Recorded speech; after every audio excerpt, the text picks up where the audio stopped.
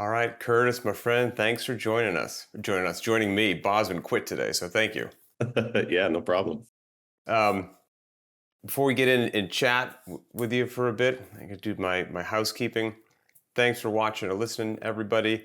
If you own a gym and you want to have everything you need to do covered in all-in-one billing, gym management, class schedules, go to btwb.com if you own any sort of gym in the world and check that out.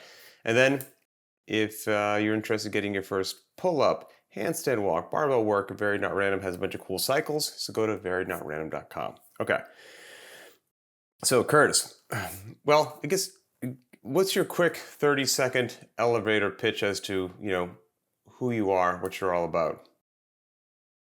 Uh, yeah, so just gosh, as far as CrossFit stuff goes anyway, my wife and I have owned Rainier CrossFit since July of 2004.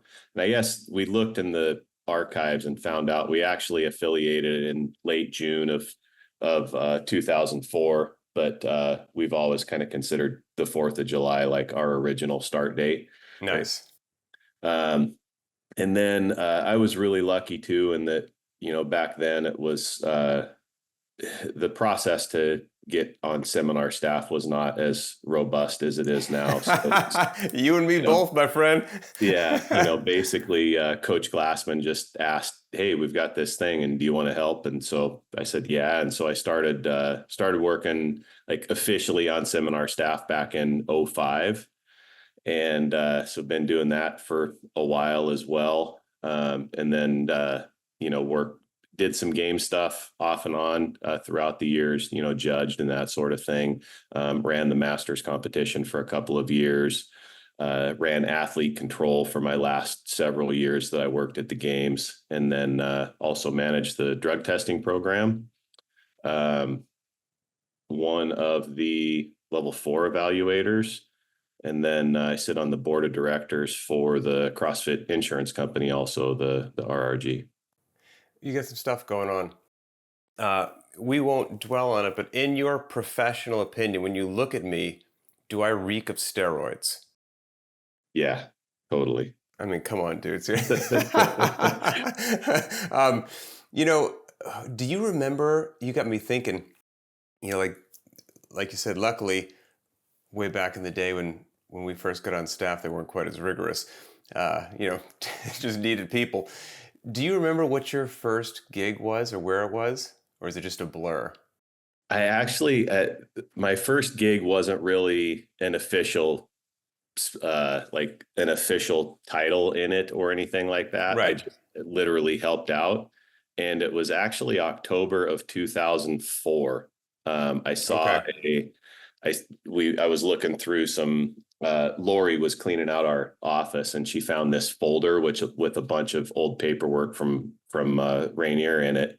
And she said, "Hey, you want to jump in the Wayback Machine, look through some of this stuff?" And so I sat on the couch for like 45 minutes and went through. It was old letters from, different people that we'd had at the gym throughout the years. And, I went from laughing to crying, multiple times Mm-hmm. in the course of 45 minutes. But I found this old certificate from the first Special Forces group thanking us for the seminar that we put on out there. And so, Coach came up and brought a bunch of the old fire breathers, and we went out to what was then Fort Lewis, what's now JBLM, and did a little 1-day course for him out there.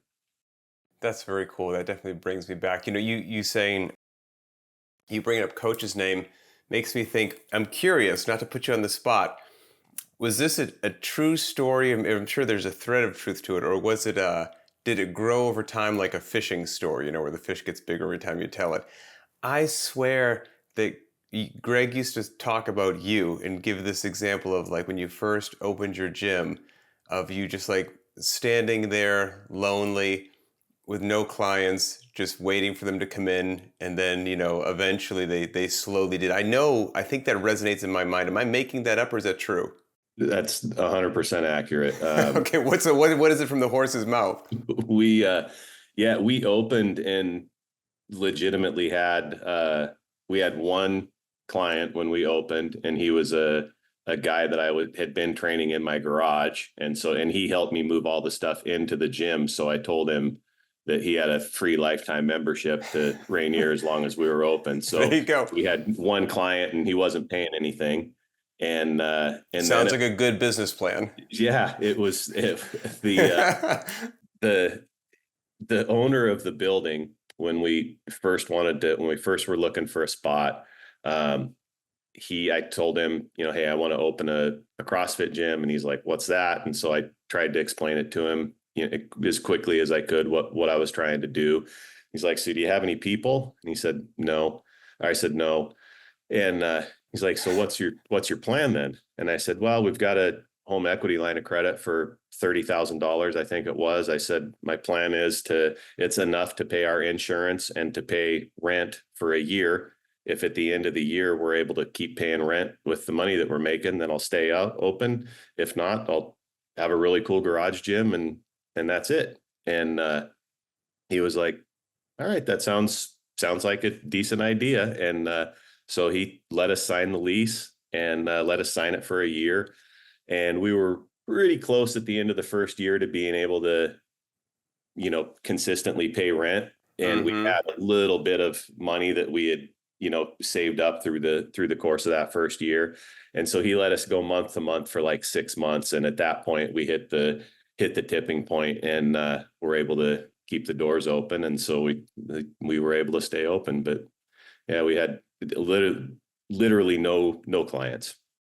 That's crazy. I mean, you're talking way back in 2004. So in case people aren't doing the math, you guys are one of the first 10 ever on the face of the earth original CrossFit affiliates.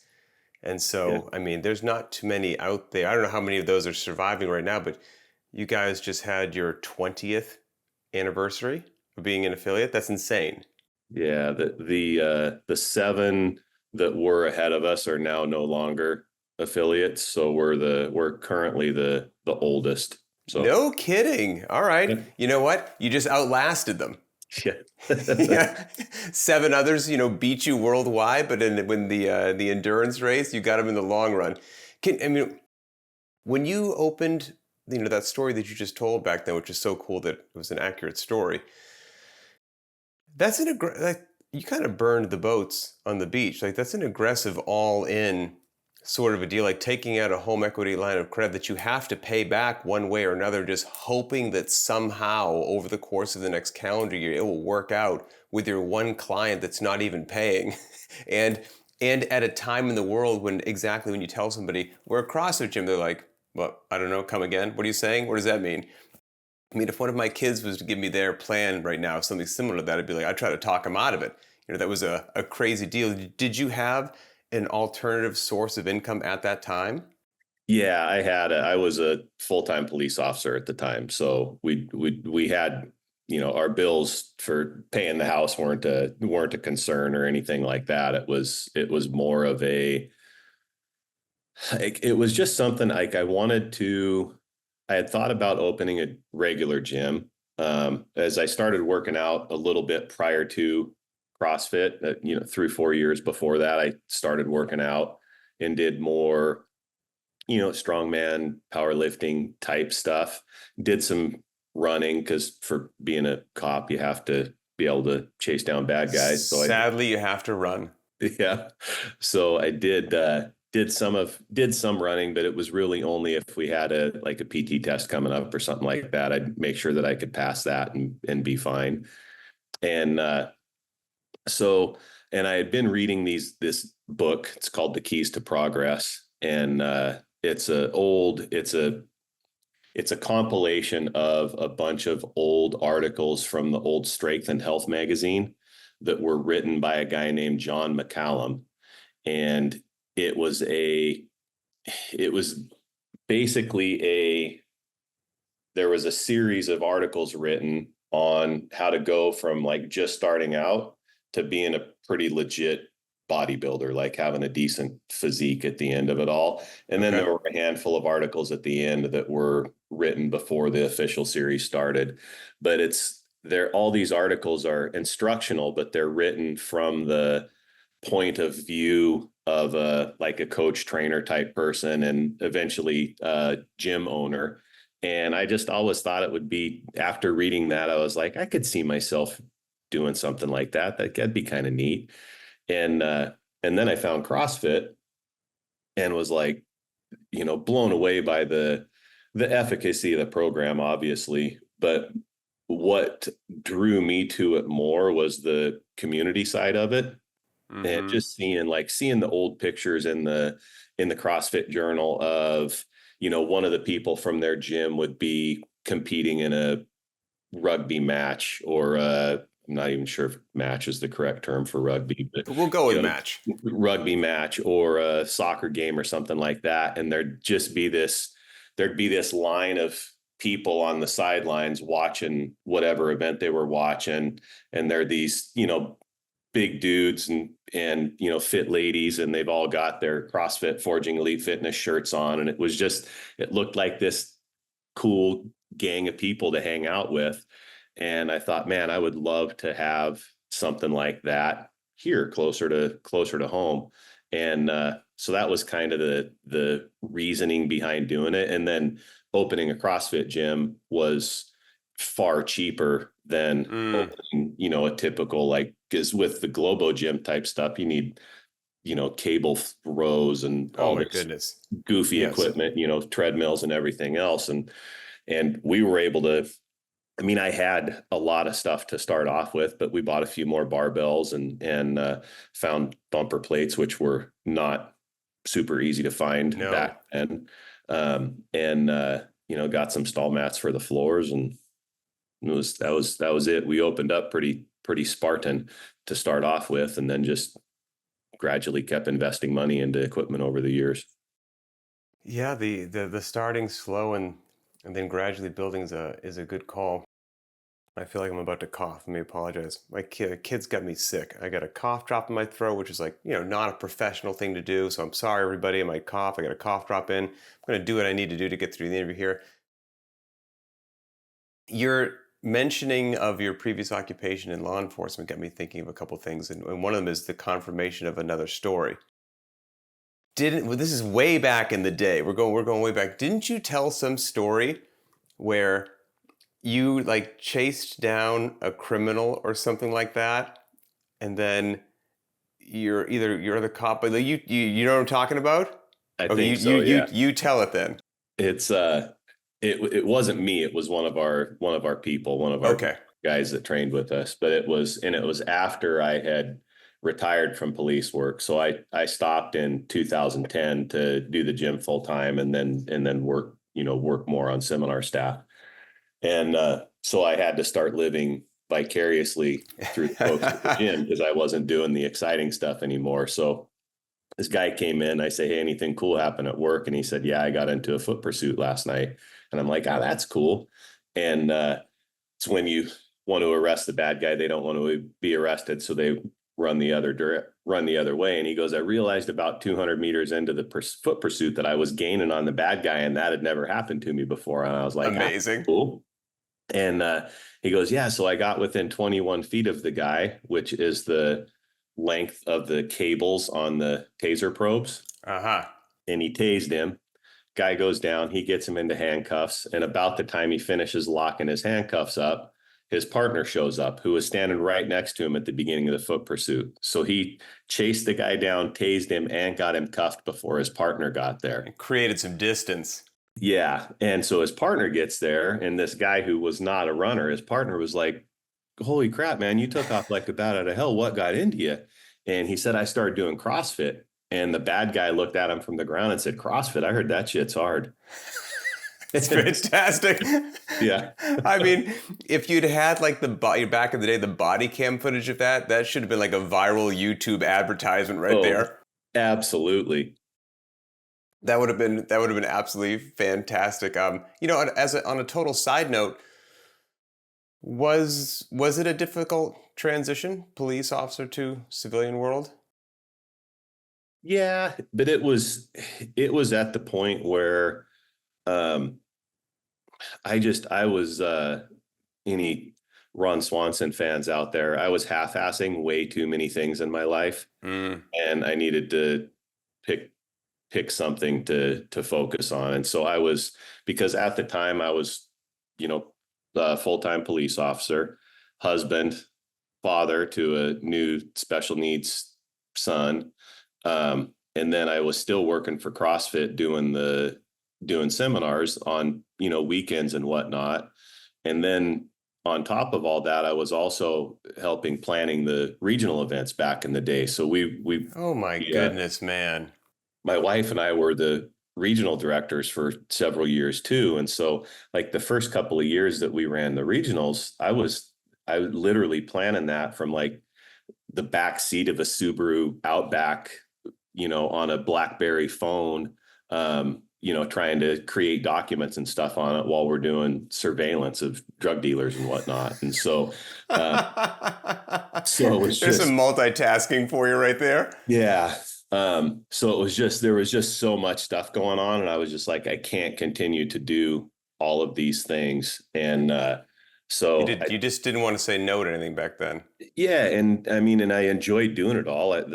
The cop stuff that I was doing, I was in a narcotics unit. So, I got to, I could grow a goatee and I mean, I had dyed my hair blonde at a couple of different times and so got to do fun stuff, kick indoors and, buy and sell drugs and guns and stolen property. And it was a lot of fun, but it was also really long hours. So there would be times where, I'd go to work our shift started at noon and we'd go until 10 o'clock at night. It was when we were supposed to be done, but there were times that we'd be out until 2 o'clock in the morning. And then I'd go from, we'd log in a bunch of evidence, or my crew was really cool because they knew I had to get up for the gym regardless of when I got home. A lot of times they'd be like, hey man, take off. We'll log the evidence in, go home and get some sleep so that you can go to the gym tomorrow. Cause I'd have to get up at 6 and open the gym the next morning, regardless of what we had done the night before. And, so it just got to be so much that I couldn't do all of that stuff anymore. And that was no the one thing I could see stepping away from was the police work. I tell you what, man, I mean, not to dwell on that for a second, but just, sometimes if things are like over the top hard, like so hard or miserable that they might just short circuit your brain, you can kind of put them in a special little place that you forget how sharp the edges were or whatever it is. Because what you just described and the work schedule that you described, how many things that you're describing, if you were living that life married with no kids, your life would be stressful. There'd be stress with your spouse. There'd be not enough free time. You can't attend this. Like we're two ships passing in the night. If you had that schedule and you were married with a child that didn't have special needs, I can't imagine how stressful it would be, because I work a normal schedule with 3 kids. There's plenty of stress. What you just described married with a young child with special needs, do you just put that those dark times out of your head, or when you think back, is like, how did you get through that? In all honesty, like that's more than I've had to deal with. It's just, I mean, you're dealt the hand you're dealt, and it's not like there wasn't any of the stuff that I could just. It's like I can't quit being a husband, or I mean, I guess I could have, but right. How horrible of a person would I be to be like, man, this is really hard with this kid. How about you just do it on your own now? And I'm going to peace out and do my thing. So you can't quit doing that. I enjoyed doing the police work and thought that I felt like I did a good job doing it. And so it was something that I felt like I was making a difference. And then the gym, once we actually started to get some people in there, well, now you feel, at least I did. You're anyway. obliged to them too. Yeah, I've got this obligation to them to keep the doors open and do the best that I can with them. And so yeah, it was just all of these things, and I liked doing them all, and I thought I did them. While you're in it, you're thinking, I'm crushing that, I'm doing Right. so good at all these different things. And, meanwhile, if you ask anybody outside looking in, they're probably Observing. like, there are a couple times where maybe you weren't. And That's a so, big ask, man. Everything that you just laid out, that's a big ask from one person. yeah. And it was actually our youngest son, um, he was born after we opened the gym. And there was one day that this was kind of the over the bubble, point for me. He was, we were talking at some point. I can't remember if I was putting him to bed or what, but, he was telling me about this new ice cream place that had opened up. And, I said, that sounds cool. And he goes, yeah, Daddy, you should stop by sometime and we can go have ice cream. And I was like, man, my son just told me I should stop by my own house and have ice cream with him. Like, Yeah. that's, and so when I, That'll when make you I made pause. yeah, like when I made the decision, and that was kind of the deciding point for me, I was like, I can't do all this stuff anymore. There's the one honest person that just told me how great a Right. job I'm doing at all this stuff, Kids will my do that 5 year for you. old. And, so after I made that decision, I would oftentimes, because then, you're the same type of person that I am. You quit, you get one responsibility and you're like, okay, I don't have to do that anymore. And then something else pops up and it's like, oh yeah, I'll take that on now. I've got all this free time because I'm not doing the other thing. And, so I would often check in with him because then I would get more responsibilities from CrossFit doing, more seminars or helping out more at the games or doing whatever. And so I'd check in with him every once in a while. My one straight shooter, I'd be like, hey, dude, are you seeing me more now? Or did you see me more when I was a policeman? And he's like, no, Daddy, I see you way more now. And so that was like, okay, cool. I made the right decision. Oh, that's cool. And how did it feel from, that's great to get the litmus test from him, but how did it feel from your side of the house? You traded, I'm sure, some stress with regards to being a police officer, but there also had to be some degree of security of pay periods, health insurance, things of that nature, to now entering something which was going to alleviate stress in some areas, but what we just mentioned, the health insurance, the steady pay, and all that's not there. So was it a was it a tranquil transition for you, or did just one stress trade out for another stress? I'm I'm pretty good at compartmentalizing things and not dwelling too much on what could happen with Mm-hmm. certain things, I guess I should say. I've got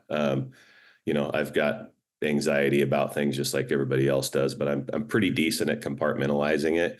So I didn't notice really any stress from that. The Okay, big cool. one was the health insurance stuff.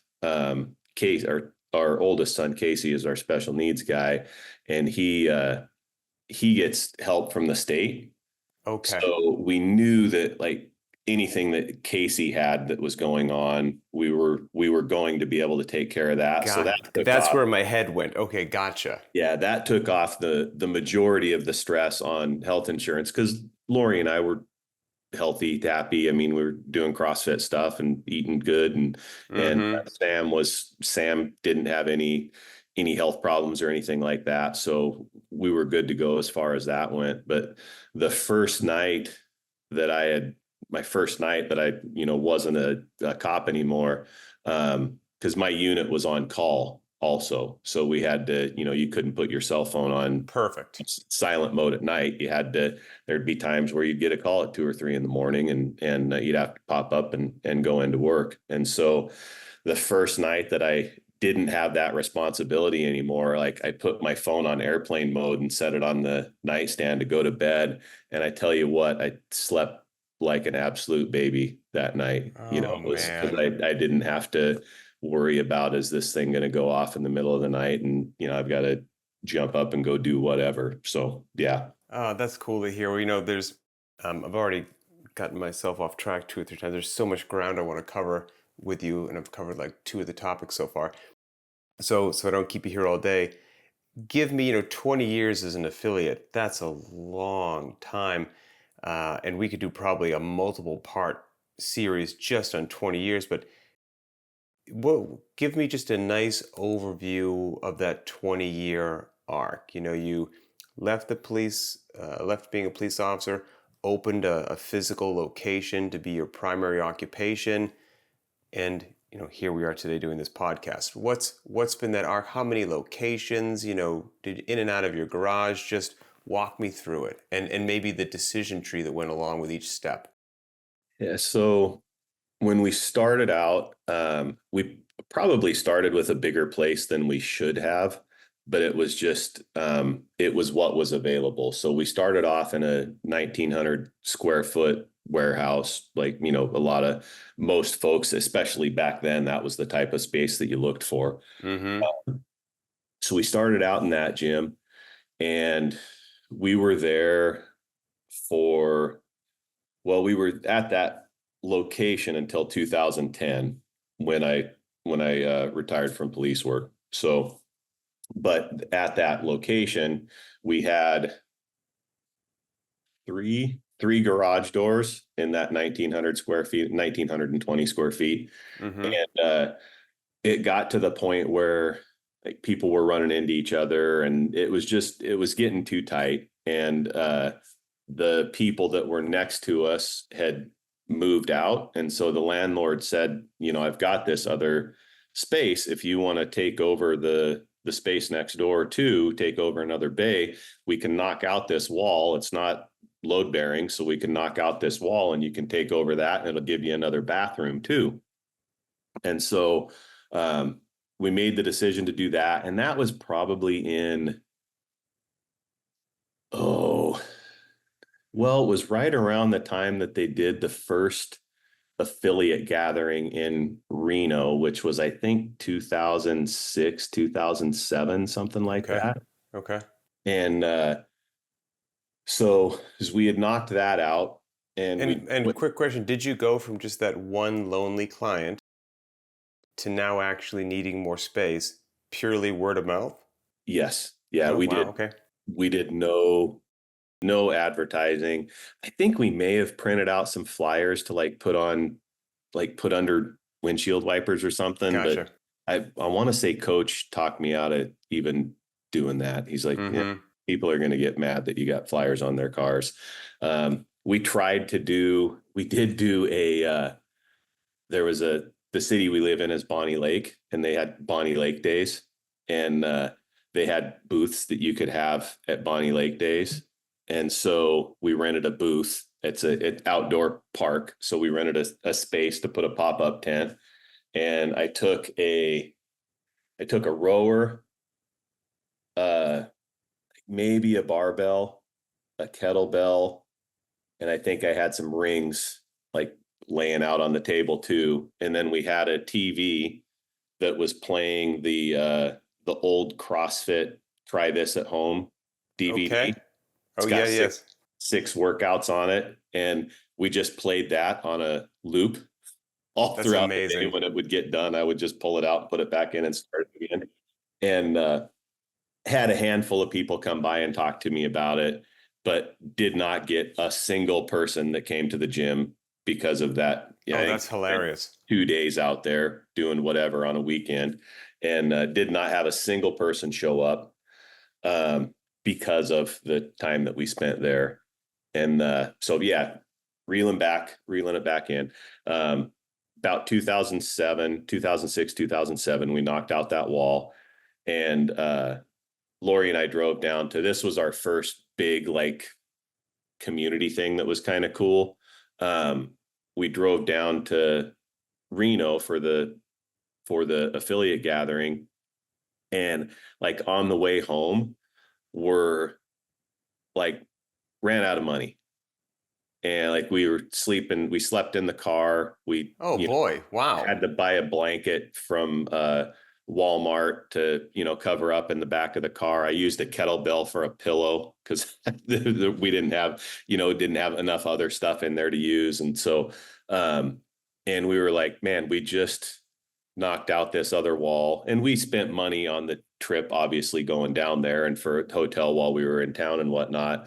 But it was like, we didn't have a lot of extra money. And so we went through all the money that we had, and we're like, man, we've got to hang stall mats up in this. Like, we've got to put stall mats down in this new section of the gym. Like, where is this money going to come from? And we got back from that trip, and all the people from the gym had went in and put in, $50, $100 a person. And they bought enough stall mats. They had stall mats in the new section of the gym when we got home from our trip. And they had some like palm tree stickers and stuff that they had put up on the board, on the walls and whatnot. And so it was like, they were like, hey, we wanted stall mats too, and we knew you guys were tight and tight on money, so we just decided that we wanted to help out, and so we did this thing. And so they bought all the stall mats that we put in that second part of the gym. Man, can we just pause on that for a second? There's both good and bad. First of all, you're just one of the most financially negligent people I've ever met in my life, apparently. I mean, I love the fact that you started with a home equity line of credit and just a bag of hope. And we just hope this works out. And then you don't even, you're going to use a kettlebell as a pillow. You run out of money on the way home from a trip. But before that, you're like, should we double the space and increase the lease payment? Screw it, let's do it. And you do that, and somehow it works out. That's absolutely incredible, dude. That makes me laugh so much. Talk about just rolling the dice in hindsight. Like, that's amazing. And that's me being a sarcastic jerk to you. But then the good part is, like, man, obviously your gym grew. And obviously, I mean, if you are doing something, I don't care what your business is, if you're a gym owner or something else, that you are providing a service to your community and your clients that it must work, and B, they must know that you truly care. It's a rare business that they're paying you a monthly membership fee, and then on top of that, they go, hey, let's chip in and buy some gear for this business that we give our money to each month. That does not happen. Period. End of story. Like, I've only heard of that happening in CrossFit gyms and like literally nowhere else. And I'm not, and that's not hyperbole. I actually can't think of anything else. So the fact that you cultivated that, it's not shocking that you guys needed more room, and it's not shocking that, here you are as a 20-year affiliate. So that's me making up for the sarcastic comment. So go ahead. No, I really, when I think back on some of the decisions that we have made over the year, my wife is a saint, because she like went along with all of this stuff, and she was really like the unsung hero of the gym, because she's the one that made sure all of the bills were paid, and that she's the one that wrote the rent check. She's the one that did the taxes and made sure that we had all of our receipts and all of that jazz. And she let me do the fun stuff, of just going and being a trainer at the gym and getting to know all of these people. And I think one of the reasons that we were able to build that type of a community is that the people that were like the people that came into our gym, folks that start CrossFit back then, and I'm not saying the people that start it now aren't are different. You're in a safe space. Speak your mind. The people that started back then tended to be kind of fringe weirdo folks anyway. And so you take a fringe weirdo that is willing to suffer through this new workout thing that they've just heard about. Right. And then you pile on top of that, like, here's, when I had a good schedule, it was the noon to 10. my bad schedule was when I was working patrol, and I worked 5 at night until 5 in the morning. And Yeah. so I would get up, go to work, I'd leave work, drive to the gym. And if we didn't have anybody in there, I'd take a nap I'd turn off the lights and I'd take a nap on our gymnastics crash pads. And so these people would come in, maybe the first person showed up at 8. So I've had a 2-hour nap, and they'll open the door and see Mm-hmm. me asleep on this crash pad. And they, flip on the light, and because that's I told them to do. If you find me sleeping, just flip the light on. I'll get up and coach you. And so they would see me sleeping on this crash pad, get up, and I'd coach them through a workout. And then usually we'd have a few more people would come in, and then if everybody left again, I'd lay down, try and take another nap until the next person showed up. And so in doing that, like, I like to think I was a great human being when I, got woken up from this 2-hour nap after having worked a 12-hour shift. But I know I was hard to get along with at times. And I'm sure my mood was, I tend to wear my feelings on my sleeve. It's not, nobody is ever confused if I'm like wondering, like, is Kurtis mad right now? Like, it's usually pretty obvious. And so they had me to deal with. And then Casey has grown up in the gym, and he's was never a bad kid, but like, personal space was not a thing for Casey. Like, he would come right up and slap you on the back after you finish. You're still breathing hard from doing Fran, and he's And for everybody listening or watching, this is your son. Out of your two sons, your son with special needs. Yeah, this is our special needs guy. And so he'll come up and slap you on the back. And so like we kind of felt like anybody that could put up with me, and then also deal with the little bit of added stuff that Casey threw into the mix. It was like, and then on top of those things, put out and keep coming back doing CrossFit workouts. Like, you had to be a pretty good human being. Yeah, And it's a unique breed. yeah, so we had this just a really great group of people that I'm sorry, I'm getting us way off track too. No. We had a case one night. A guy had beat up his girlfriend, like really bad, fractured her eye orbit. And we were trying to find this guy, and we got through our investigation. We had found out that he had friends in Eastern Washington somewhere. And I was like, we need to I think it was Spokane or Yakima. I said, we need to let Spokane PD know that this guy might be coming over there. And by this time, it's like 1:00 in the morning. And my boss was like, you think so? And I said, yeah. And he said, man, I don't know anybody that would just drop everything and take me to Spokane at 11:00 at night on a Wednesday. And I remember thinking, I got 30 people that I could call right now that would take me to Spokane at 1:00 in the morning. I'm absolutely certain of it. And I would do the same for any of them. And so That's yeah, pretty cool. Our community was just top-notch people.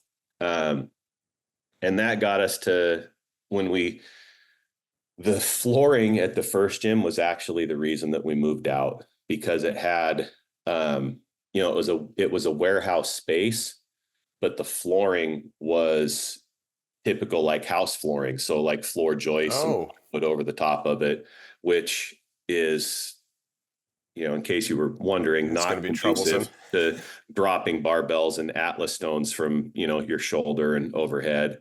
And so we broke the floor in multiple spots, and I was just like, and we needed more room again.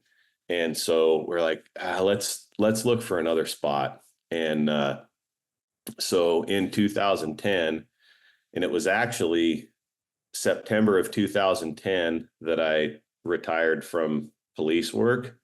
And I want to say it was August of 2010 that so going back to my financial wizardry, I should write an ebook. So I quit police work in September. We had moved into this new 5,400 square foot, brand new. We were the first people in there building in August of 2010. So within a month of this Right. happening, I was like, yeah, we're not going to, that steady paycheck and insurance that we had, don't need that anymore. Let's just stop doing that. Mm-hmm. Let's get this new big place too.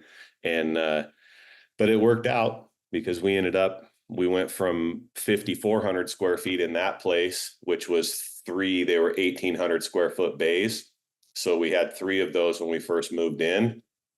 And then it got to the point in there where, again, I think somebody was swinging a kettlebell and like a little kid ran behind him. And I was like, yeah, we got to do something here too. And so we talked to that landlord and he's like, yeah, guess what? This wall is not load bearing and we can knock it out and you can take over those other 2 bays. And so we did that and ended up with 9,000 square feet in our newest space. And I believe you were in there. Yeah, I was gonna say I remember it being big. I didn't know that was the number. Yeah, Yeah, wow. 9,000 square feet. And it had, they parked heavy equipment on the floors in there. So it was concrete that was, 10, 12 inches thick of, reinforced concrete. So we weren't going to have any issues with the floors there. And that place it was awesome. Like the first place in the gravel parking lot, there were a lot of really cool memories that were made there, and it was down and dirty and gritty, and it was CrossFit at its essence. And so the new place felt a little bit like You're too nice, fancy I now. guess. Yeah, it was like we're fancy and a little bougie. But it was still a warehouse and still had the big bay doors and all that. But we were able to really deck the place out because we had accumulated equipment for all of that time. Because that was my big thing was we always money from the gym always went back into the gym. So if we had extra money, we would buy equipment for the gym. We'd get a couple more medicine balls or bumper plates or, replace a worn out barbell or get some GHDs or a rower or whatever. And so we had accumulated a lot of stuff. And when we moved into there, I was just so excited because at our original location, we only had 2 ropes that we could climb. And when we moved into that new place, I was like, I want 10 ropes. I want to be able to run 10 people through a rope climb workout without anybody having to stand there and twiddle their It's thumbs. awesome. Somebody else is climbing the rope. And so we had that. We had that huge log pull-up structure that was, Mm-hmm. iconic. We had people that would do online like competition things, and the people that would validate the video would say, yeah, your video is valid, but like, what is up with that pull-up bar that you were on? Like, where did that thing come from? And so, it was just, that place it was amazing. But that guy, the dude that we rented that from, it was a lot like, it wasn't a handshake deal, but he was, one of the local business guys that has built half of the city that we were in. And he rented the place to us. Great person, really stand-up guy. There were some things that he said when we met that weren't in the lease, and we reminded him, and he put them in and said, I'll stick to what you're saying. I said, I don't remember saying it, but I trust you guys, so we'll put that back in. And just a great dude. But he sold the building and sold it to a property management company, and they were just dirty. They tried to get us to re-sign a lease that made our rent quite a bit higher, but then also took away a lot of their responsibilities as the owners. And I was like, why would I do that? Saw that coming, man. As soon as you said property management company, I said, we've got 2 more years on the lease with all of this other stuff. Why would I sign this new one that gives us less stuff for more? And so they were like, Roger that. And so the one thing that we didn't have in the lease that I knew nothing about and wouldn't have needed if Gary would have kept the building, but was we didn't have a limit on the triple net that they could charge us, which is the triple net is like, maintenance for the parking lot and spraying the weeds and that sort of thing, and management fees, which is where they got us. And so they would just add management fees every month. We would get our rent bill, and it would be a little bit different than it was the month before, and always in the higher direction. And so in the year and a half that they owned the building, we went from paying $4,500 a month for rent to paying $7,200 a month for rent. And it was Wow. all triple net stuff. And Just a so, good, honest American business. yeah, yeah. And so we were at the point where like we couldn't afford to just have them keep pricing us out of the place. And so we were trying to find a building to buy. And this was also a time period where you've heard me talk about the farm before, where we wanted to try and buy a farm to Mm-hmm. employ special needs young adults like our son and give them a place to do some meaningful work. And so we were looking for either that or another building to buy. And we just, property around there, this was 2018. Property around us, just there wasn't anything like that available. And whatever was way out of our price range. I was going to And say, for anyone who's unfamiliar with it, it's not an inexpensive area of the country. yeah. And so we were like, well, we could move back into our garage. We had just bought a new house and it's a 3-car garage with a tandem bay behind one of them. So technically a 4-car garage. It's about 700 square feet. We can get a storage unit to put all of our stuff in, and then we'll keep looking and we'll move into the garage temporarily until we find this other place. And so we did that.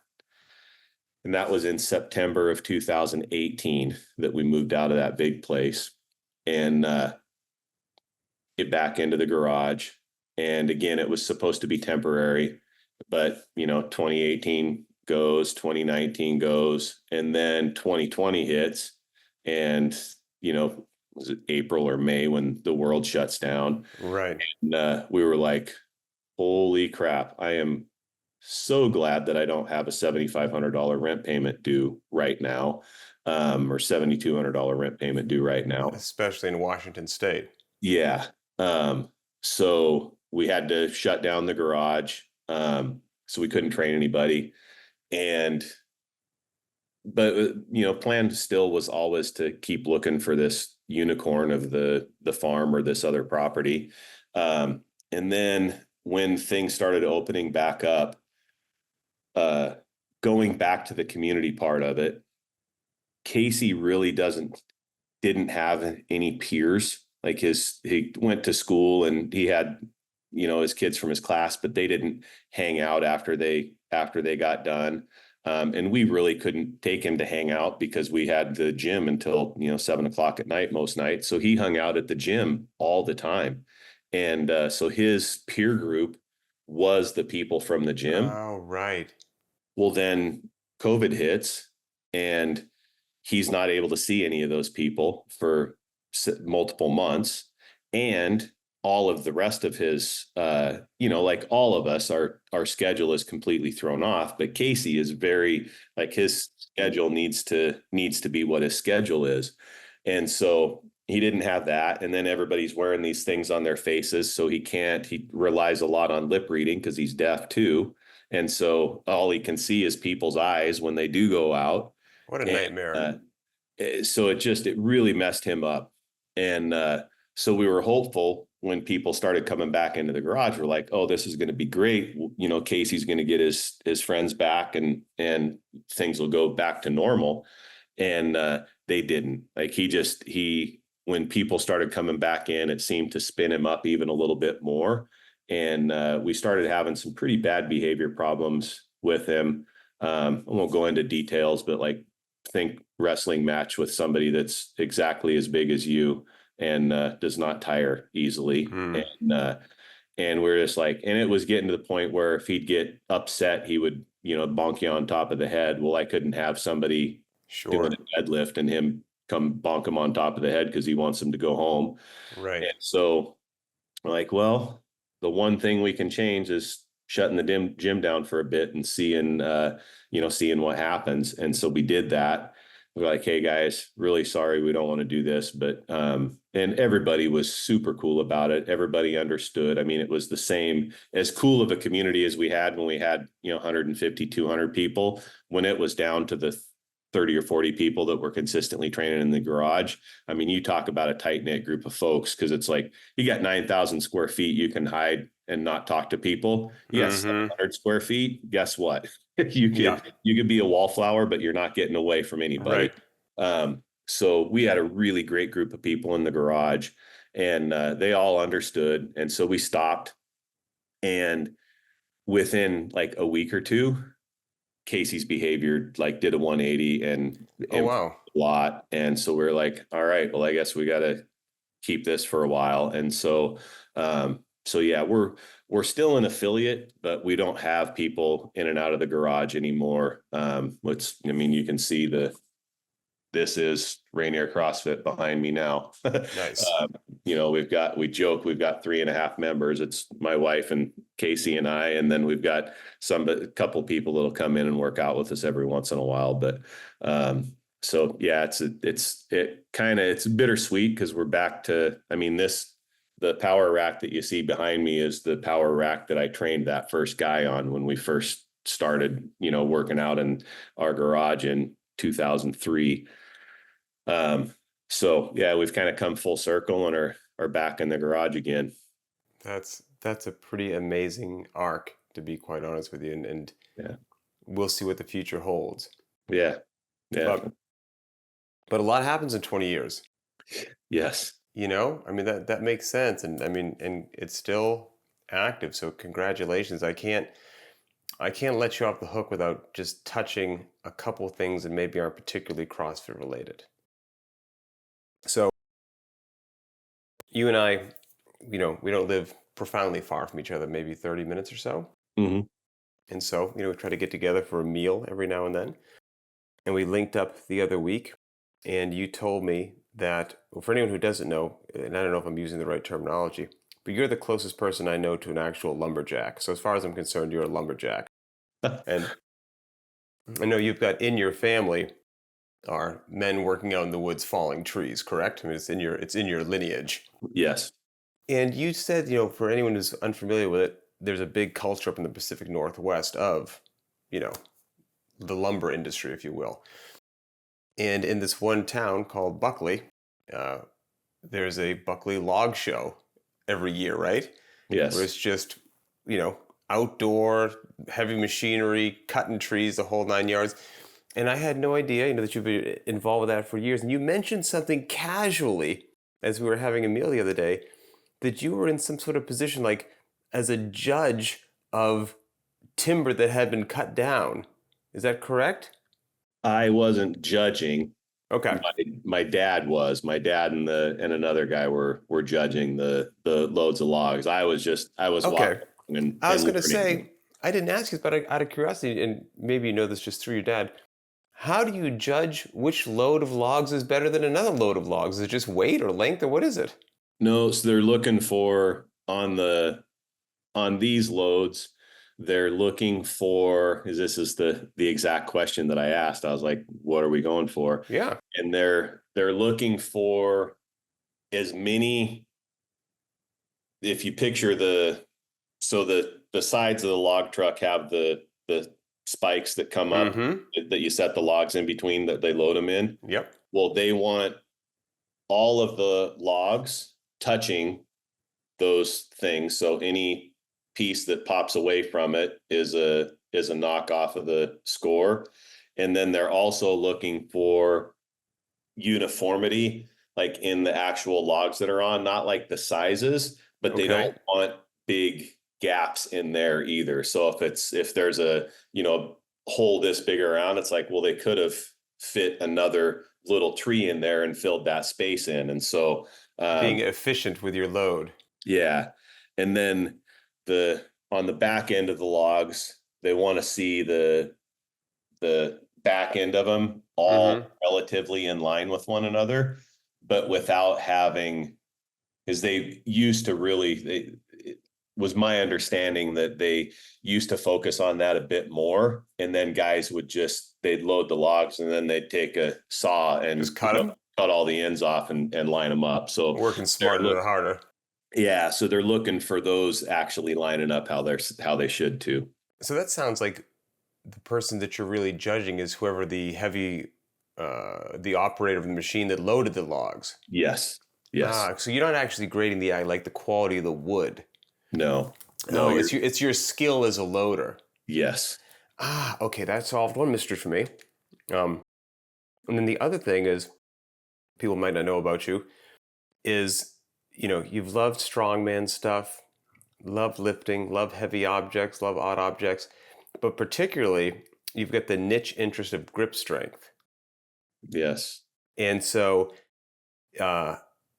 when we were talking the other day over the meal, you mentioned a couple of things which I found interesting, and I thought maybe the audience would find it interesting as well.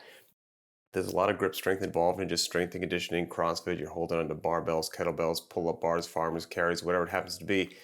And you mentioned that there are several different types of grip strength. There are different ways to develop each different type, and that some of those types are more beneficial to what CrossFitters do on a regular basis than others. Is that correct? Yes. So maybe could you just give a quick little talk as to what are the different types of grip strength? How can we understand what they are? How do you develop them? And what's the actual one that if you had to recommend one to CrossFitters, what would it be?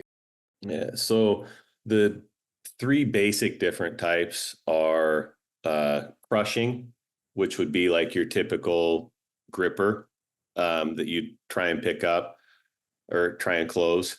And then there's pinching, which is your ability to hold on to something. Basically, it's more a judge of your thumb strength because your thumb is clamping. I mean, your other fingers have to be strong too, but your thumb is clamping onto something and you're trying to pick that up. So that would be like an axle is going to challenge your pinching strength because most people don't have hands large enough that they can hook grip an axle or get their thumb over the top of their fingers on an axle. Gotcha. Okay. And then the other one is supporting. And then I also, and I can't remember how do you define supporting? So supporting would be like hanging from a pull-up bar. Gotcha. Okay. And then I like to separate supporting into static supporting and dynamic supporting. So static would be just hanging from the pull-up bar, but then dynamic would be like actually doing pull-ups because now you've got a movement component to it. Or farmer's carry would be similar where you're not just standing there holding something, like the pillars of Hercules that they use, or the, power tower, whatever they call the thing. Yeah. Where, you see the strongman holding these things out like that. That's just static. Those things aren't moving around. Whereas with the farmer's carry, you're moving. So there's some bouncing around that occurs.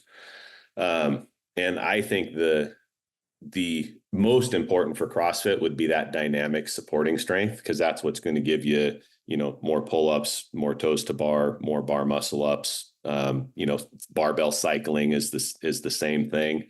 Okay. And then I also think thumb strength. So the pinching stuff is also really beneficial to CrossFit for the same reasons, because if your thumb is really strong, you can, like when I hold on to a pull-up bar, I don't do the thumb over the top grip. I onto my fingers with my thumb. And if your thumb is really strong, you can push against your fingers and it's just going to increase your ability to hang on to the bar. And then the other thing that it does is if you've got a really strong grip and it's there, well, now the only thing that's moving on the bar is your wrist and your elbow, versus when your grip starts to go, that's when your hand starts moving on the bar, and that's what gets all that friction in there, and that's what makes the skin soft, and that's the hot spots and that's where you start to tear calluses. So it's I was just talking to a kid at the gym the other night about that's I don't tear calluses very often anymore, partially because I know when I should come off the bar so that I don't. Right. But also because that's grip strength has always kind of been one of my strong points. And so I don't I don't have to worry about that as much. Okay, so supporting grip, dynamic supporting, you said is the niche. And so if that seems to be the most beneficial one, how can people who that's a deficiency, how can they work on that and improve it?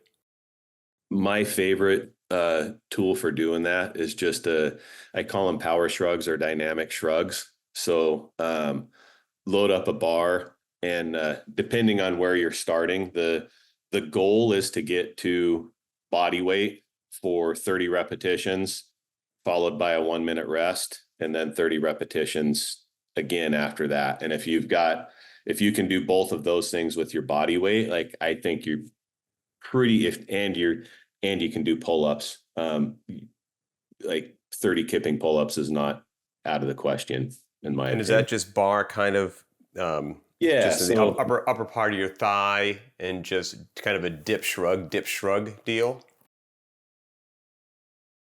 Oh, for anybody listening in audio, you're gonna have to tune into the old btwb YouTube channel because Curtis has got a bar in his hands right now. All right, Curtis, hit it. can you still see me all right? Yep, I gotcha. So I grabbed an axle because it was the closest one. But so here, use the both hands over grip. So no reverse grip, no hook grip, nothing like that. A real grip. Say again. A real grip. Yes. And then it's just a dip and shrug, and you just keep going like that. It's not a lot of leg kick, but it's just enough leg kick to make it, again, more of a dynamic movement. So, Okay. and then from the side, it's a little dip forward and then up and shrug the shoulders. Okay. Really, So hoping eventually at body weight, a set of 30, rest a minute, set of 30. yeah. And you can go ahead and tacky up your hands and use wrist wraps. No. Chalk is acceptable, but nothing else. And what about the pinching grip, since you said that one was also useful? That's doing that same drill with an axle, which what I was just doing would be one that would be definitely something you could do. The other one would be, so you can do it with a bumper plate, but you would want to make sure that you're not wrapping your fingers underneath the lip of the bumper plate. So you'd want to hold it here. And then, you're trying to pinch it and hold it like that. The other thing that you can do is get two like metal plates and sandwich them together. So you're putting the smooth side of the metal plate out. Oh, that seems like it would be incredibly hard. So they're facing each other this way, and then squeeze them together and pick them up. I couldn't pick these up off of here. I could pick them up off the floor, but that works really well. And you can do that. I mean, you don't have to start with 25s. You can start 5s or 10s, and then putting multiple 10s together so that you can make them wider. And do good.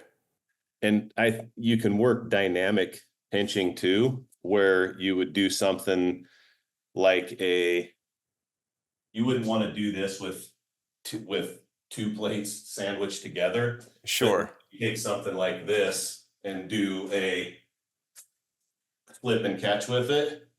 And now you can work both dynamic and work the thumb. I call it plate frisbee as a warm up. So you grab the plate like that. And if we were playing plate frisbee, we'd stand about 10 feet apart, and I'd throw the plate to you, and then you would grab it and pinch onto it, swing it down to your side and throw it back to me. You do 10 or 15 throws each arm, and it's going to warm your shoulders up a little bit and warm your grip up a little bit. Yeah, I'd say warm it up a little bit. This is probably also why you had a unique, loyal, fun, hardworking community. If I've never heard of a gym warming up by literally just throwing bumper plates at each other and catching them. Like, I mean, and I mean that in the best way possible. That's fantastic. That's one of the best things I've ever heard in my life. And if you develop a bunch of people that are like, yeah, we're cool with this, you're going to have a good crew. You're going to be rolling with a really good crew. They will take you to Spokane at 1 a.m. Like, there's no doubt about that. Well, I had, so one of our people was talking to a friend of hers, and the other friend wanted to start CrossFit, and she said, what do you think about your gym? Should I come there? And Jenny was like, well, let me put it this way. The other day I walked into the gym and the male owner of the gym was standing behind the desk sharpening his axe. If you would be okay with that, then it's the place for you. Fit in really well, and this is the gym for you. If that would bother you, then it's probably not the place for you. So I say this, and I'm going to go ahead and say that I represent everyone hearing if they've listened to this whole thing. I hope you get to open another physical space. I think that would be absolutely fantastic for all parties involved. I'll leave with this. There's two things that you've surprised me with a bunch, but there's two things that make me laugh when I think about them that you surprised me with. One is relating to the pinch grip that you just said, and my profound ignorance on how difficult things are, and me overestimating my physical abilities. There was some video where you did it in person. Do you remember where I'm going with this? It was a deadlift, and I think it was a 315-pound deadlift, I want to say. But the way that you had it lined up on the bar was that there was like a 45 on each side, and the small, and you basically went a super wide grip and you pinched each plate with your hand. You didn't grab the barbell, for anyone like trying to picture this. You pinched the plate and then you picked it up by just pinching it. But I think it was like 315. It wasn't. Am I right on this? It wasn't just pinching it. It was the plates that you use for that will have a little bit more of a lip on them, like these. Okay. And so I was grabbing onto the lip of the plate on those 45s. And I want to say it was 345. Okay. And what's the name of that deadlift? It has a name? It's called the Reeves deadlift. The Reeves deadlift. And I remember this is how astonishingly full of hubris and ego and ignorance I was, and I still am, but was even more so back then. I mean, 345 is a good deadlift. I remember seeing you do that, and the first thing I thought was, that's laughably easy. I'm going to go do that right now. And then I think I tried to do it at like half that weight and couldn't even budge it from the floor. And I was like, oh, well, that was surprising. So people should go ahead and try that. And then the last thing that I think about every now and then that cracks me up with, I was surprised with your capacity, is because, you love the strongman stuff, the heavy stuff. You've never said that you love like marathon running. I know people rarely confuse you for a marathon runner. You look like somebody who likes to lift heavy stuff. And we were at some seminar overseas in Europe, Basel. Were we in Switzerland or something? Did we do Helen? Does this sound familiar to you? Carl Stedman was there. I've never worked with Carl. Okay, well, it wasn't Carl. We did a seminar somewhere. I thought Carl was there, and we did Helen for a workout. And I remember like looking around at the people that I was about to do Helen with, and you were one of them. And I was like, okay, well, I'm going to smoke check this guy, and I'm going to, whatever this person. And I think at the end of the workout, I did wind up beating you, but like by the narrowest margin. Like the entire workout, all I could get out of my mind was I'd look behind me and there was Kurtis. Every time I turned around, I was like, what is happening right now? Like, this guy looks like he has a 600-pound deadlift and he is running me down. So there was I don't know if that ever rings a bell, but that one sticks in my head all the time. That one of our original members was this is how we got on Fort Lewis with the first group, was a captain in the first Special Forces group. And I forget how it even came up, but he basically said the same thing. He said, really? Okay, see? He said, you don't brief really well. And I was like, what's that mean? He goes, well, you look at you and you're like, I really can't see performing that well. He goes, and then you start to do whatever it is that you're doing. It's like, holy crap, this guy actually has some capacity. So yeah, it I was was, like, if it's a big heavy workout, I'm gonna get smoked. I'm like, but it's Helen. We're running pull-ups and we're just swinging a 53-pound. That's the only loading in the whole workout. Like, I got this thing in the bag, and that is not how it went. So I remember that. I remember that to this day. But man, I tell you what, brother, it's been a pleasure and an honor getting to know you and work alongside you for many of those years. Did many a seminar in the old gym that you had, and I just appreciate you making some time to kind of share your story with everybody.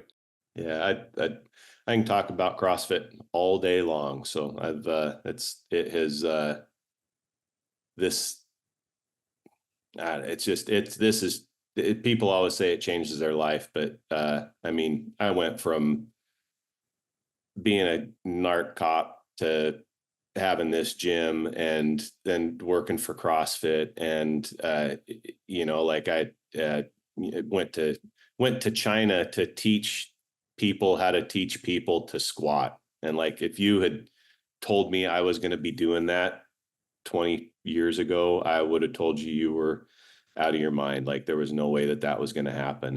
And a lot of my closest friends are people that I've either met from doing CrossFit or had at the gym. It's just it's a pretty special thing that we are all stewards of. And I try to tell myself every day, just don't mess it up, just keep in it as long as I can and don't mess it up, because I got a good thing going. So 100% full agreement. Well, for everybody watching and listening, we appreciate your support. This is your show. If you've got ideas for future shows, post it on the Very Not Random Instagram account. You can send a direct message there. You can go to the btwb YouTube channel, find this show, post your thoughts about anything that we talked about during this episode. You get an idea for a future episode, post that there as well. I read all those comments, and we appreciate you. So for Kurtis Bowler, I'm Pat Sherwood, and we'll see you next time.